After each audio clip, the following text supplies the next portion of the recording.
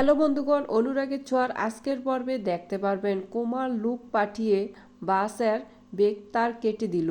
সূর্য কি পারবে তার পরিবারকে বাঁচাতে? লাইক দিয়ে বিস্তারিত জানতে থাকুন।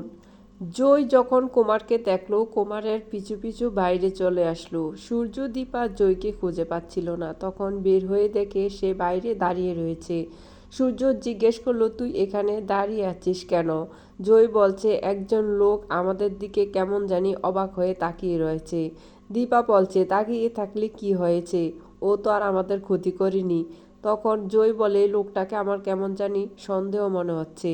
সূর্য দীপা জয়কে নিয়ে ঘরে চলে যায়। এদিকে চারু দীপাকে ধরে কান্না করছে যে আজ যদি আমার বাবা মা বেঁচে থাকতো তাহলে আমার এই বিয়েটায় খুব আনন্দ করত।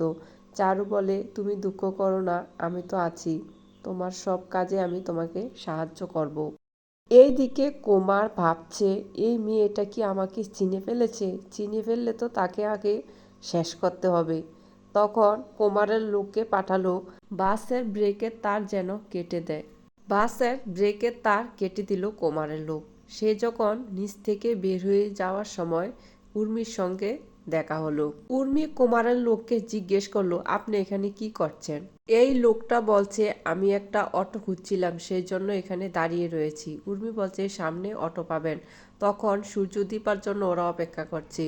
সাক্ষ্যদীপ বলছে, সূর্যদীপা এখনই চলে আসবে, চলো আমরা গাড়িতে উঠে পড়ি। সবাই গাড়িতে উঠে বসলো, আনন্দ করছিল। হঠাৎ গাড়ি চলার মধ্যেই গাড়ি ব্রেক ফেল হয়ে গেল। সবাই চিৎকার শুরু করলো যে কি হলো কি হলো, গাড়ি থামান। তখন বলছে ড্রাইভারে, গাড়ি ব্রেক ফেল হয়ে গেছে, গাড়ি আর থামানো যাবে না। বন্ধুগণ, সূর্য কি পারবে তার পরিবারকে বাঁচাতে? অবশ্যই কমেন্টস করে বলবেন।